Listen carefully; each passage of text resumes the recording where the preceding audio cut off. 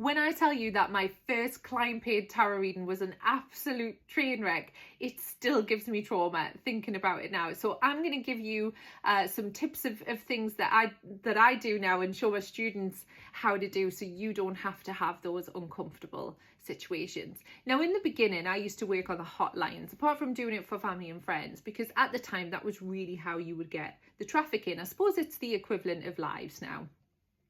And although you would have your little bio of how you read, nobody would ever read it. They would see fresh meat and they would come and they would want to see how you read.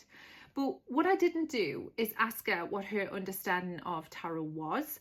I didn't ask her what sort of reading that she was hoping for. And I didn't ask her what it was that she actually wanted to know.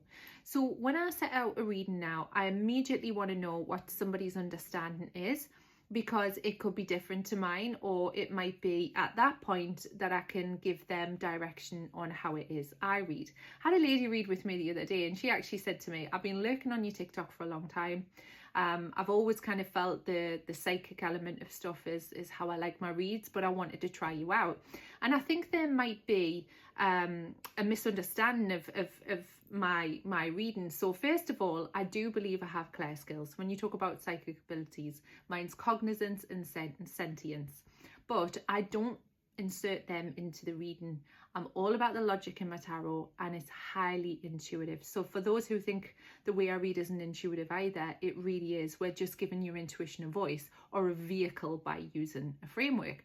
And the beautiful thing is, she left, and I hope she drops in the comments, and she was really happy with her reading and surprised just how well it went without actually speaking to people from beyond. The other thing I do now, which I didn't back then, is prime the person. So I'll say, you know, this is how the reading's going to go. This is usually how I conduct it.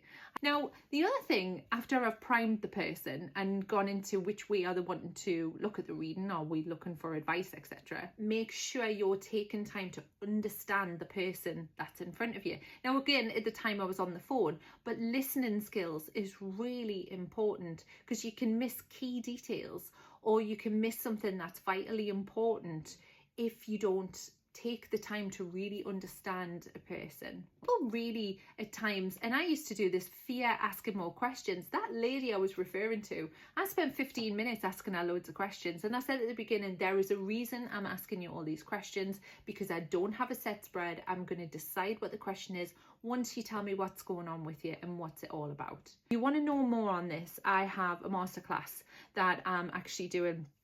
You can find all that info over there. There's also this code that you can use to get that for 25% off. It's 3 hours of your life.